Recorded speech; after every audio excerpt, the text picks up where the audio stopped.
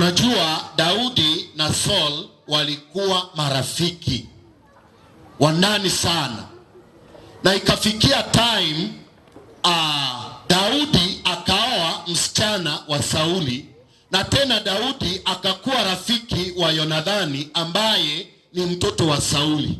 Sometimes ukiona jamaa ako close sana na kwenu, wakisi wanasema sisi mararanze, hastaki kusema hiyo. Ukiona mtu ako associated na familia yenu sana na ni kijana na nyumbani kuna wasichana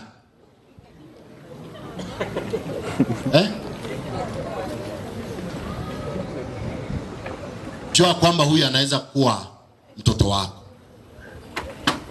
Jua kwamba anaweza akakuwa shemeji. Daudi akafanya kazi katika teritoria ya Sauli. Alipofanya kazi akaua Goliath, na hiyo tunajua. Akaua 10,000 watu wengi aliowaua. Alafu ikafika mahali wanawake, si wanaume, wanawake. Unajua wanawake wanapendanga mtu ambaye ana maarufu sana. Wanapenda sana. Yani hata ukiwa Pathfinder ukimachi vizuri, msichana amekupenda, asifu kwa nyumba mnaenda machi. Ukiimba tu vizuri in the church you are choristering well, anakupenda. Huyu jamaa anampenda, yani akichorista nasikia tu kuzirai. Asifu kwa nyumba anaenda kuwa chorister. I like that man, the way ana preach. In the house I'm a husband, not a preacher. Wanawake wakaanza kusifu Daudi, wakimsifu wakisema Daudi ametosha. Sauli akakasirika. Sauli alisikia vibaya. Akasema namna gani mtoto huyu nimemleta as a servant in my kingdom, lakini sasa hivi ameanza kuwa na umaarufu. Sauli akasema huyu nitamfanyia jambo. Ni kama ulikuwa katika in a relationship, as young people ulikuwa in a relationship, ukaachana naye, unaitwa ex sasa hivi. Alafu kaona rafiki yako mliyekuwa naye ndiye ameingia kwa hiyo mahali wewe umeitwa ex. Yeye amefanya nini? Ameitwa sasa yeye ni present. Alafu naona wanaendelea vizuri. Unasikiaje? Wanaume nyinyi msiongee, sisi tumezoea kwa break. Wachana ladies, let ladies talk. Ladies, huwa mnasikiaje? Hii umeolewa hoteli. Yenu iliisha. Wacha hao waongee. Yenu iliisha. Najua ni kwamba ni kitu ambacho kinachouma. Kwamba huyu kwanza wakati jamaa anajua amekuwa break. Lakini ukiona jamaa akipita na msichana mbele yako akikuonyesha madharau, yani anataka kukuonyesha kwamba still I love you, ungetafuta namna ya kurudi, ingekuaccept. That's how we are. Ili yani tukutese kiakili psychologically kidogo angalau urudi uone how to behave in a good manner. Ikafikia time Sauli akasikia vibaya. Vile nasi tunavyosikia vibaya wakati mtu mwingine anaponawili na kufanya mambo yake vizuri. Kwanza ukipata msichana mzuri anaimba soprano kama huyu, akiimba soprano wengine kando wanasikia vibaya, si kweli? Alafu saa ile watu wanapewa mic ya huyu, unaona msichana anakuja anaambia fundi wa mitambo, mic 1 teremsha kidogo. Ndio huyu asisikike sauti gani? Sauti yake ili wewe usikie. Ukisikia umefikia hapo, wewe ni mchawi. Ukisikia umefikia hapo. Ukisikia unasikia vibaya sababu mtu fulani anafanya vizuri, jua wewe ni mtoto katika kiroho. Hujakoma. Ikiwa mtu ana sauti kukuliko yako, msaidie na hiyo yako ndogo. Saidia yeye. Back up that person. Ili tumfanyie Mungu kazi. Not for you to receive glory, but God to receive glory. It's for the benefit of the church. Daudi yeye akakasirika na akasikia vibaya. Na hiyo ilionyesha kwamba yeye kama kiongozi hafai kuwa kiongozi. And that is how we are even in the church right now. Ukiona msichana mwingine ako in a relationship, you feel bad. Ukiona mwanaume mwingine ako in a relationship, unasikia vibaya. Hata wakiachana huwezi ingia. Ukiwasikia wako waombee. Wacha kuanza kusema sioni kama watatoboa. Wewe ndio ungetoboa, ungeingia. Pray for them. By doing so, inaonyesha kwamba kuna Ukristo ama tabia ya Yesu Kristo imo ndani yetu. Usisikie vibaya. And men and ladies, love is a private thing, not a public. It's a private what? Make it public. When heartbreak will come, it will shake you. But make it private. When heartbreak will come, you will stand strong. Utakuwa unasema, hata waisa kwa wangu yuko. You will just comfort yourself. Daudi akakuwa na enmity kubwa sana na Sauli. Sauli akasema, huyu kijana lazima nitammaliza. Na anapoongea anaambia Yonathani mtoto wake, anamwambia Yonathani na maaskari wote kwamba huyu, niko 1 Samuel napanda, akamwambia huyu Daudi mahali popote mtampata, can you assassinate that man? Muue. Kwa maana atakuwa na umaarufu, na hiyo ndiyo ipo hata katika makanisa yetu. Ukiona mtu anafanya mambo vizuri ndani ya kanisa, watu wanamngoja wakati wa uchaguzi. Wakati wa uchaguzi ndio wanamngoja. Tunaomba elder fulani tumchague kama elder. Kidogo tu. Niko na jambo kidogo. Uko na maneno? Ni namna gani? Huyo elder nimemwona na wasichana 2 3 hivi. Huwa wanaongea nao kila jioni. Naomba mumwache kidogo tukachunguze maneno yake. Wewe kila jioni unakuanga wapi? Yaani inamaanisha unapita hiyo njia kila jioni kuona huyo elder anafanya hii. Na ujui kama anawafanyia counseling. Nani amekuambia? Tunangojana kwa church nominating hiyo. Mimi nikupate na hiyo maneno kwa nominating. Mimi nakwambia leteni baadaye after nimemaliza uchaguzi. Leta baadaye. Na hivyo ndivyo tulivyo. Hatutaki watu wengine kuendelea, tunakatana miguu ili tubaki vile tulivyo. But I want to speak to somebody today. Is there anyone who is remaining? Je, kuna mtu yeyote ambaye amebaki niweze kumtendea haki kwa sababu ya Yonathani? Je, kuna mtu? Alafu Yonathani akasikia, akaambia baba yake, Daddy, huyo jamaa amepigana vita vingi katika territory yako na ameshinda. Amekuletea ushindi mara nyingi. Kwa nini unataka kumuua? Na ni mzuri. Babake wakakosana na kijana wake. Wakakosana kabisa. Baka kijana akaamua akatoka nje na akaenda. Akapatana na Daudi. Akamwambia Daudi, sijui kwa nini babangu anakutafuta. I don't know.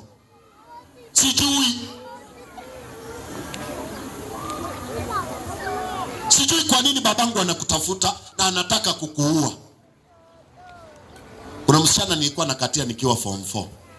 Si hata nyinyi mlikatia mkiwa class 8, wasa niseme tu leo mke wangu hayuko, acha niseme, lakini msimwambie. Najua mna simu zake, msiongee maneno kama haya. Yatafunja ndoa yetu na ni wewe utaifunja.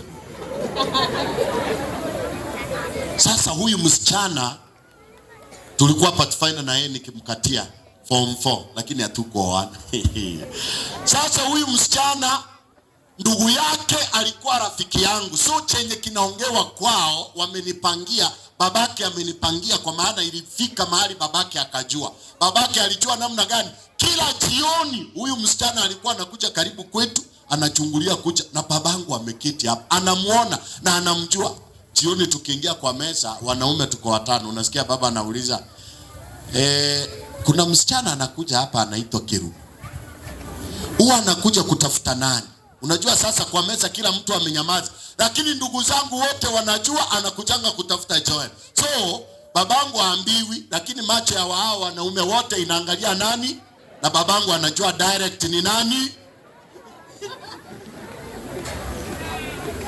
Sasa babangu akaenda akaambia baba ya msichana, kuna msichana wako namuona kwangu, hebu muulize anakuja kutafuta nini. Sasa wakati wameongea, msichana hayuko, lakini kuna ndugu yake ambaye ni rafiki amekaa kwa hicho kikao, akasikia. akanipigia akaniambia huku kwetu ni moto.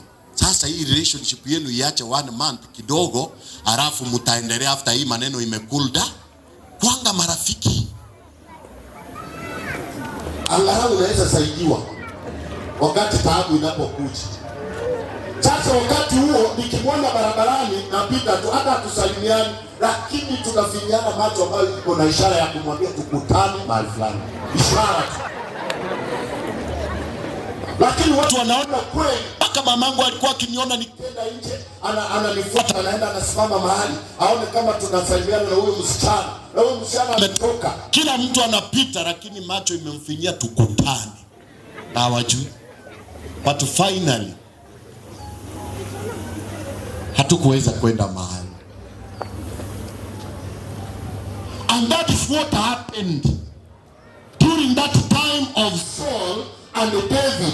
Jonathan anamuibia siri, anaambia Daudi, wacha nikwambie unauawa. Hata wakati Sauli aligundua mambo haya, alituma maaskari waende kumuua kwake, Daudi wamuue kwake. Unajua what happened? Wanaenda kumuua na Daudi ameoa mtoto wa Sauli. Na Sauli akiwa anapanga kwenda kumuua, msichana wake akatoa Daudi, akamwambia Daudi, babangu anataka kukumaliza. The best thing you can do, enda. Akamtolea kwa dirisha, akatoroka. Alafu akatafuta doli vizuri, akaiweka kwa kitanda na akaifunika. Si sasa hivi wasichana wameanza kutoroka kwa nyumba kuweka doli kwa kitanda. Zilianza tu zile. Akaweka hiyo doli. Watu wanapoingia wanasema tumempata kwa nyumba yake amelala. Sauli akasema muue, msimwache hivyo. Kwenda kufungua hivi, kapata ni doli. Sauli alikasirika. Yaani yeye anapofanya jambo hili, watoto wake wanafanya against. Watoto wake wanafanya against. Wakakimbizana, ndio Daudi anatoroka, anaingia katika pango la Adlam. Adlam kule alipoenda, watu wengi wakamfuata kule, wakakaa pamoja nao in the cave, but not cave to be. Wakakaa naye. Wakaanza wale watu wote waliokuwa na madeni wanaotafutwa, wote wakajificha pale. As Christians, nasi pia tumejificha katika pango. Kwa sababu gani? Tunatafutwa na Mungu. Mungu angali anatembea na uliza, Adam, where are you? Hakuwa anataka Adam aseme kama niko kwa forest. He wanted Adam to say, I'm lost. Save me, I'm lost. Alipoingia katika pango lile la Adlam, watu wakiwa wanamfuata, Daudi akakaa kule tena, akatoroka na akaenda. Sasa ikafika wakati Jonathan amekufa. Daudi alilia, akasema ndugu yangu Jonathan amelala, but I need to do something kwenye maisha yake, hata katika familia yake. Jonathan akazikwa, Sauli ndio huyo amezikwa. Sasa amebaki ni Daudi na ni mfalme. Ndio Daudi anajua kwamba nimefikia mwisho, I need to do something katika Jonathan. Hiyo akakuja akauliza, je, kuna mtu amebaki katika nyumba ya Sauli niweze kumtendea mema? Swali analouliza. Alipoambiwa, sikia vile anavyoambiwa katika Biblia utasoma. Alipoambiwa, akaambiwa ndio kuna mtoto ambaye amebaki katika nyumba ya Sauli, ambaye ni mtoto wa Yonathani, ni mchukuu wa Sauli. Anaitwa nani? Anaitwa nani? Hiyo siwezi tamka. Mnajua tu mahali natoka. Siwezi. Maybe Voshe. Asante. Akaambiwa kuna mtoto, lakini anapoambiwa kuna mtoto akaambiwa ni kilema. Na unajua alikuwa kilema namna gani? Mfanyikazi aliyekuwa analea huyu mtoto alikuwa anatoroka na huyu mtoto. Akitoroka naye akafika mahali huyu mtoto akaanguka chini na akawa kilema kwa miaka 5 na akakuwa hivyo. Sasa akamwambia kwamba aletwe ili aweze kumtendea jambo. Na hakika aliweza kumwambia, mashamba ya babu yako yote utayalima na utakula hivyo. It doesn't matter where you are. Christ will get you there, but you must have a desire. You must have a desire. Lazima tuwe na kusudi ndani ya maisha yetu. Lazima tuwe na moyo wa kumtafuta Yesu Kristo ili tuweze kumpata. Hatuwezi tukajificha tuweze kumpata Yesu Kristo. Ndio tutajificha, but if we have that desire in us, Christ will find us out. Kristo atatupata. Haijalishi watu wamekudharau namna gani, when God says yes, it will be. Haijalishi umekuwa mwenye dhambi kiasi gani, mpaka watu wanapokuona wanakuona kama mtu tofauti, but before God he has something special for you, because of only one act of kindness you showed. Yonadhani akafanikiwa mtoto wake kukula pamoja na mfalme.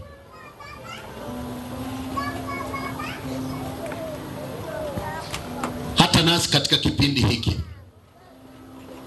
David's promise to Jonathan is the same promise from God to us. Kuna vitu ambavyo vimetuseparate us and our God. That's what the Bible says in Isaiah 59 verse 1 and 2. Kwamba dhambi zetu zimetutenganisha pamoja naye. Ameficha uso wake tusione. But God's grace is sufficient. God's grace is sufficient. Kuna vitu zimetutenganisha. As young people, as parents in the church, kuna vitu vimetutenganisha na Mungu.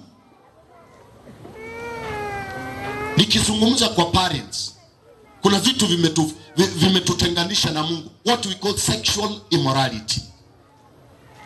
Sexual immorality imetutenganisha.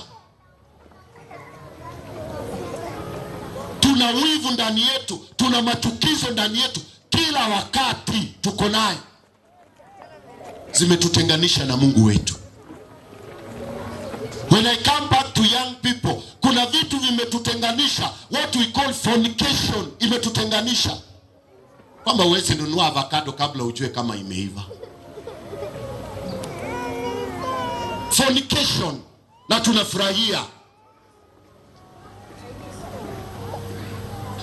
Usiku na mchana tunatoa vijana ndani ya kanisa kwa ushirika. Why? Amekuwa pregnant. Why? Amefanya hili. Why? Amefanya hii, amefanya hii. We need to have that dignity in our lives if we truly are respecting Jesus Christ.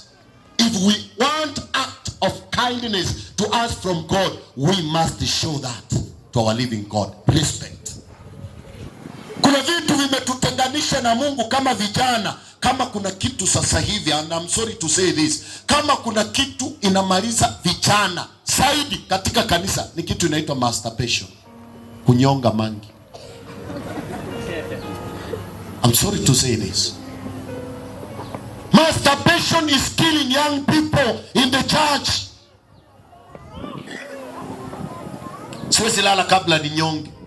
Ananyonga mangi kama 3-4 siku, siwe umetosha kuoa. No wonder nowadays we have men who love other men because you have introduced self-love to you. Ukiona mwanaume yeyote unasimama. Surely. Ukiona msichana yeyote, you feel you need to do it. But I want to tell you, God has another chance. He will transform you. These are the kind of things ambazo zimetusepa. I'm wondering, there is a guy here in Nairobi, ameoa na akona watoto, but he can move from Nairobi to Kisii to masturbate with a young man there. Na anamfanyia shopping mpaka anamlipia nyumba. A man is married.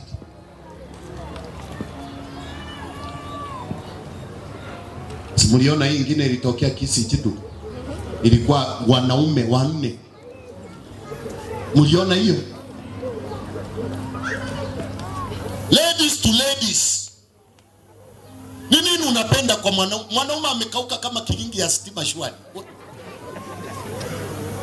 do you love about that? Hizo ndio vitu ambazo zimetuseparate. And siwezi laumu vijana, ni wazazi na laumu wazazi. Kwa maana mzazi unaambia mtoto wako, nisikupate na wanaume. Nikikupata na wanaume nitakuua. Sawa, nitatembea na ladies utosheke. Si ni kweli? Kitembea na unafurahi, mtoto wangu ako kwa nyumba na marafiki zake wasichana. Huyo wangu atokangi, lakini huko nje wanaua mangi. It has separated us from God. Nashangaa nikiwa kwa makambi, mtoto anakuja tu anakuambia, pastor, is there problem nikioa msichana mwenzangu? Surely. Is it biblical? Anakuambia, unajua, for me I feel good.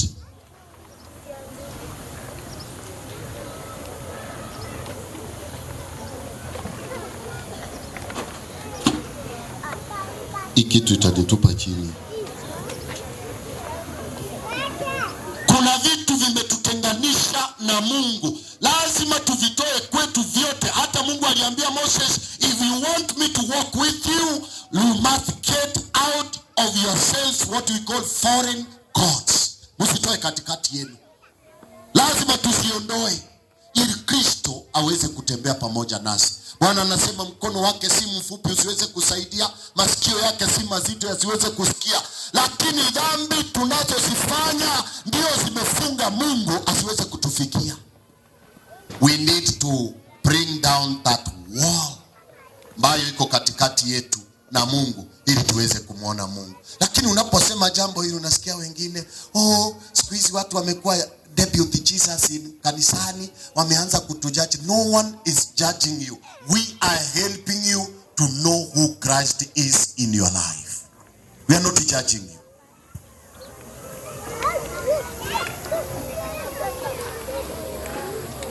Young people, this is the time God is asking, is there anyone left? We are hiding, weak, lame and fearful before the King who comes to us. Tunatoroka, tunajificha kama Adamu alikuwa anatoroka akijificha Mungu, and that is what we are doing. Tunajificha. But God is looking for us. Tumetenganishwa na Mungu wetu na hizi vitu ambazo tunashuhudia. Peti. Kaduchipi kameungua. We are beating every time, gambling. But what I like most with our living God, he has a second chance. Ni Mungu wa upendo na anatupenda, and he wants to act to us. We need to surrender ourselves to Jesus Christ. Unless our worship haitakubalika, Bwana atubadilishe. Anibadilishe na kubadilisha. Kwa maana hata mimi vile niko hivi, mpewe sinema yangu mtasema, pastor afadhali utoke hapo mbele. Lakini na wahubiria kwa maana najua kwamba I'm the greatest sinner before you. And I'm preaching to my great sinners.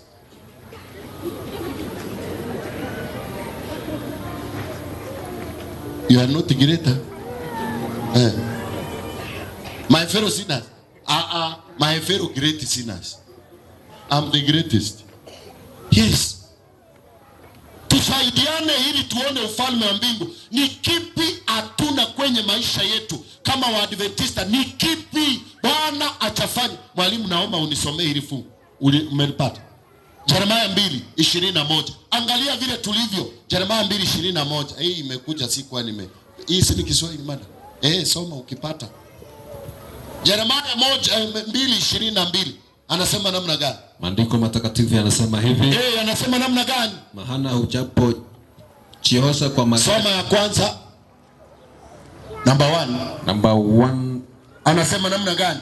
Number 1:22 inasema 2:21. Ndio anasema hivi. Nami nalikuwa nimekupanda. Na nikupanda mzabibu mwema sana. Mbegu nzuri kabisa. Mbegu nzuri kabisa. Swali anauliza, Umegeukaje basi kuwa mche usiofaa mwituni machoni pangu? Asante. Umegeukaje, swali ambalo linaulizwa. Tuliumbwa vijana wazuri ndani ya kanisa, and we have been given gifts for the benefit of the church and for the glory of God. Tumegeukaje? Now we are different people in the church. Tumegeukaje? Wacha hata niache vijana ambao wanaoimba tena hapo ndani ya kanisa. Wao ndio wanaojua kukatia vizuri mistari.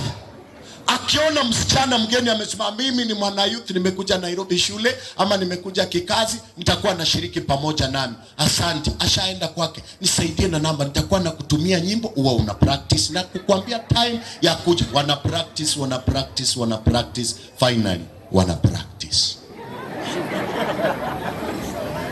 And you think that you will offer a service to our living God? Young people, this time we must be serious working for our living God.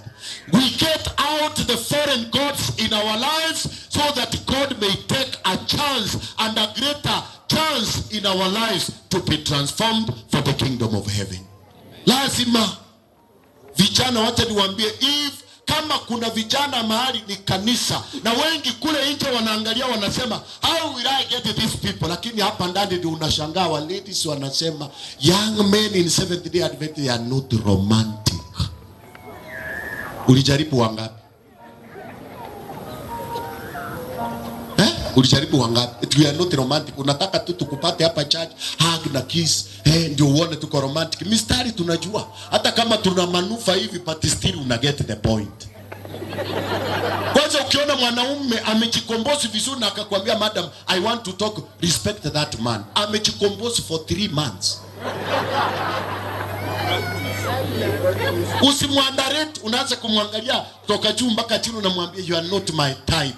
My friend, respect that man, mwambie actually you have tried. I say thank you, let me go and consult my God.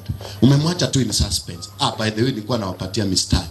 Now, Daudi akafanya jambo katika vile familia ya Yonathani aliwafanyia jambo. Even as God is looking for somebody who wants to give his life, anayesema kwamba sitaki mambo ya ulimwengu, but I want to give my life to Jesus Christ. Ili nibadilishwe. Vijana tumejificha wakati mwingi katika dhambi. Tumejificha. These things of the world are killing us unless we surrender them to Jesus Christ. We surrender them. We are separated ourselves from the King because we didn't know him or his love for us. Yani kwamba tumetenganishwa na Mungu wetu ambaye ndiye mfalme. Kwa sababu gani? Hatujamjua na hatujajua upendo alio nayo kwetu. Hatujamjua. We don't know.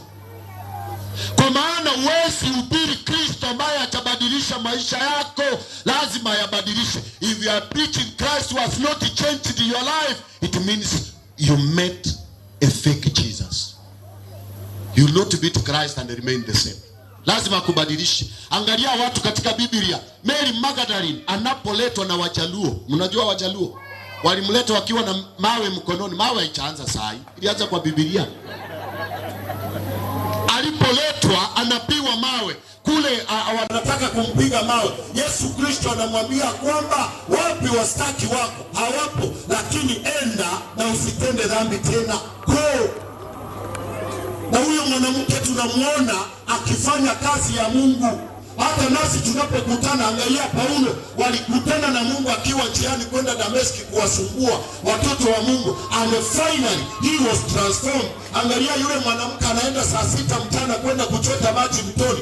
Wanakutana na Yesu, anaona Yesu kama customer, Yesu anamuona kama customer. Wote walionana customer. Huyu anaona customer wa fair na huyu anamuona customer wa ufalme wa mbingu. And finally that lady was transformed to be an evangelist. Alikimbia, akaacha mtungi wake, akakimbia kuita watu, njoo mkutane na aliyeniambia siri zangu. Muangalia anapokutana na Zakayo. Zakayo anakimbia amuone Yesu anapanda juu ya mtu, lakini Yesu anapofika, because of that magnetic desire, akaangalia na akamwambia Zakayo, today salvation has come into your house. You cannot meet Christ and remain the same. Where's unless you are preaching a different Jesus Christ. In humility, and that is from Jesus Christ, because it is a fruit of the Holy Spirit. We must receive from it. Na Yesu anarudi kwa wale ambao waliopotea, na anataka kuwaita nyumbani. Anataka kuwaita nyumbani. Ni wangapi tunaotaka kwamba Bwana anapouliza swali, is there anyone left, niweze kumfanyia jambo? Is there anyone left, niweze kumbadilisha, niweze kumsamehe dhambi zake, niweze kumpokea? Je, kuna mtu wa namna hiyo? Pia anasema kwamba neema iwaokoayo wanadamu wote imefunuliwa kwa kila mmoja wetu. Neema hiyo inatufundisha kuishi maisha ya Ukristo. Swali analouliza, je, kuna mtu ambaye amebaki? Mahali tumefikia, wale watu wanaofundisha prophecy, I know that Pastor Gasongo education, that's what he does. Mambo na prophecy, mimi sisikiangi hiyo prophecy. Naisikia tu kidogo, lakini ikifika wanyama wanne wakuu siwaelewi vizuri. Lakini yule anaelewa hao wanyama. Tuko katika kipindi cha mwisho. Number 1, kitu inaitwa the image of the beast imekuwa formed.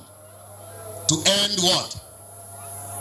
Ecumenism, Protestantism, the image of the beast.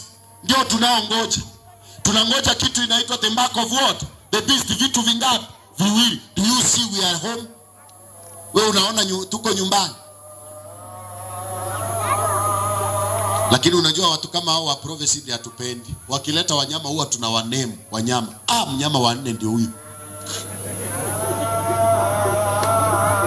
Lakini vijana, ningependa kusema kwamba sisi ndio tutamaliza injili unless we cut off the system of the world to the system of heaven. Then tutakuwa washindi.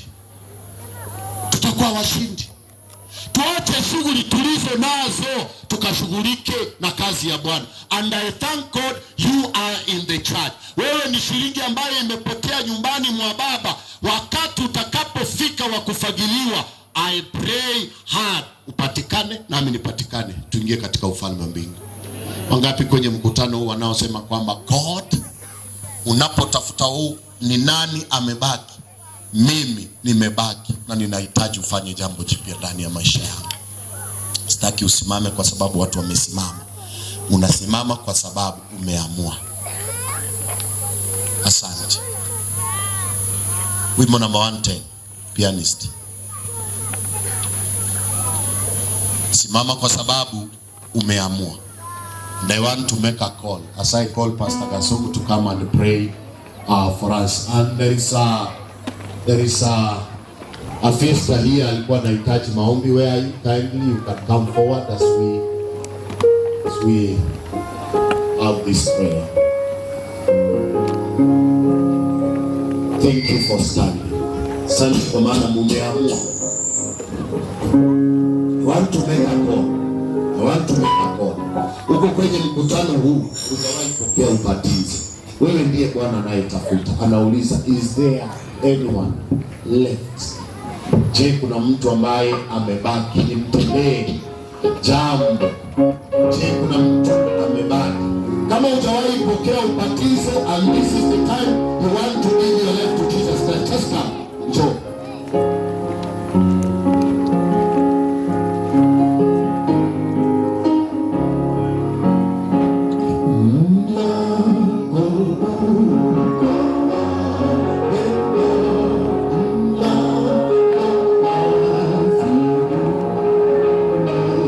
Yes,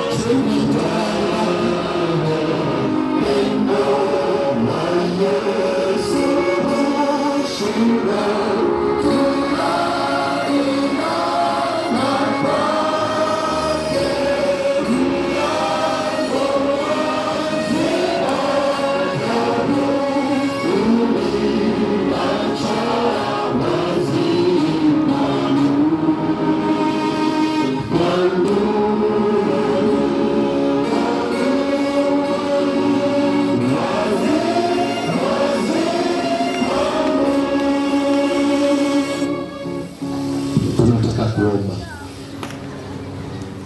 nawe kama mtoto wa Jonathan alipoletwa na Daudi akafanya jambo, na ninakuombea nawe kwamba Bwana anapotafuta ni nani aliyebaki katika masalio uweze kumtendea jambo.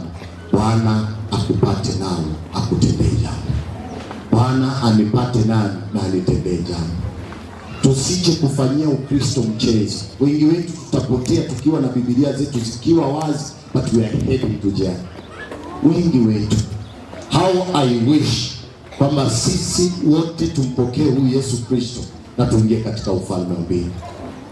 Yonadhani Mephibosheth alikuwa anaogopa, anasema mfalme atanitenda namna gani? Mimi niliyedharauliwa, nimekaa lonely for a long time, nimejificha. Nani amemfahamisha mfalme kwamba nipo na akaletwa? Anapoletwa yeye anajua kwamba anakuja kuuawa, lakini alipofika alisaidika. Hata wewe unaweza ona kwamba watu wataniona nimekuwa nikifanya hii, nimekuwa nikiwa hivi, but you don't know that you are coming to the Savior. Haujui. Na ninaomba kwamba Bwana akakupokee, atubatize wote katika Roho Mtakatifu tuweze kupokea ufalme wa mbinguni.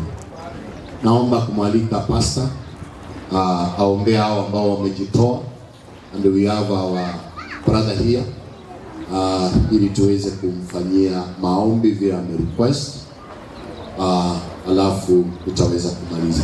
Karibu. Tunaomba. Mtakatifu, mtakatifu, mtakatifu Mungu wetu, tunasema ni asante kwa sababu ya wakati huu. Asante kwa sababu ya sabato njema. Watoto wako wamekusanyika mahala hapa kwa ajili ya kusikiza neno lako. Asante kwa sababu ya mtumishi wako pastor ambaye umemtumia kama chombo kwa ajili ya kunena neno lako, ya kwamba kama vile ulikuwa unatafuta Adamu ya kwamba uweze kumsaidia, umetutafuta siku ya leo. Umekuja kwetu kupitia mtumishi wako kwa ajili ya sisi kupeana maisha yetu ili Baba uweze kutuokoa. Asante kwa sababu ya msalaba wake Yesu Kristo ambao uko na nguvu ya kuvuta watoto wako wengi ambao wanaumia katika madawa ya kulevya, wengi ambao wanaumia katika mahusiano yao. Tunaomba ya kwamba Baba uweze kuwafariji watoto wako, uwapatie tumaini ya kwamba ijapokuwa tunapitia makali machungu ya dunia hii, siku yaja ambayo hakutakuwa na vilio, hakutakuwa na maombolezo. Watoto wako wamejitoa mbele kwa ajili ya kusikiza, kwa maana wamesikiza neno lako. Tunaomba ya kwamba wewe ambao unachunguza mioyo yetu uweze kuwasaidia, uweze kuwafikia katika mahitaji yao, na utakapoleta ufalme wako tunaomba ya kwamba uweze kuwakumbuka watoto wako ambao wameamua, wamesema ya kwamba ndio ni sisi tumebaki miongoni mwa Jonathan ambao walikuwa wanatafutwa. Asante kwa sababu ya Nation ambaye ni mtoto wako ambaye amekuja mbele zako, maana anajua ya kwamba mamlaka na viti vyote ni wewe unapeana. Amekuja kwako kwa ajili ya kutafuta kiti. Tunaomba ya kwamba Baba uweze kumjalia ikiwa ni mapenzi yako. Wakati huu pia tunapoendelea na sabato, tunaomba ya kwamba Roho wako Mtakatifu aongoze watoto wako, hata tunapoimba nyimbo za sifa ziweze kuletea utukufu wako, maana tunaomba tukiamini katika jina lake Yesu Kristo aliye mwombezi wetu. Amen. Pamoja na hayo, Kristo tu miguuni pako tukishukuru na kulinua jina lako. Masaa haya watoto wako wamesimama katika sehemu hii, dhihirisho tosha kwamba tumeukataa ulimwengu, tunataka kwenda nyumbani. Bwana wetu, naomba ukatupokee sisi wote jinsi tulivyo hapa. Wazazi wetu, naomba ukawape hekima namna ya kutulea na kututunza ili tuweze kunawiri ndani ya kanisa lako. Vijana walioko hapa na wakabidhi mikononi mwako. So many of them, they are struggling with so many addictions in their life. Lakini hakuna jambo linalokushinda, utawashindania. Vijana hawa wanatafuta wachumba usiku na mchana. Baba, wengi wanatamani wawe na ndoa zilizo nzuri, lakini wameshindwa tutafanya namna gani. Naomba ukawaongoze na ukawaonyeshe njia. tembea pamoja nao katika hali ya kiroho. Wanaposimama ndani ya kanisa kuimba, Bwana wetu, kubali sifa zao kupitia kwa nyimbo. Waondolewe dhambi ambazo zipo katika maisha yao usiku na mchana. Bwana wetu, tuondolee, nasi tupate kibali machoni pako. Na wakabidhi mikononi mwako, wapiganie hata kule nyumbani waliko. Kuna wale wamemaliza shule na wanatafuta kazi. Bwana wetu, wabariki na kazi katika jina la Yesu. Bwana wetu, waondolee vizuizi vyovyote ambavyo vimewazuia wasikufanyie kazi. Pamoja na kiongozi ambaye anayesimama katika siasa anatafuta kiti, Bwana wetu, tunamkabidhi mikononi mwako. Mfalme ni wewe unaotoa, kiongozi ni wewe unayetoa. Naomba Bwana wetu, kafanye mapenzi yako juu ya maisha yake. Kamuonyeshe njia zako. Anakotembea, tembea pamoja naye. Neema yako na damu yako ikamfunike mahali anakotembea. Si yeye peke yake, ni wengi wanaotafuta. Bwana wetu, first of all, remind them that they need to dedicate themselves unto you. The act of kindness they have done to your church, may God show them the act of kindness. Vile Daudi anavyotafuta mtoto wa Yonathani amfanyie kwa sababu aliyomfanyia jambo nzuri, uwafanyie hivyo kwa maana wamekufanyia mazuri. Kwa nasi utuongoze, na tunaomba tupatizwe wote katika Roho Mtakatifu ili tupokee wokovu katika Kristo. Tumeomba na kuamini. Amen. Mungu aweze kuwabariki wale mmejitoa kwa ajili ya ubatizo. You can meet our elders nyuma ya hii pulpit. You can meet our elders.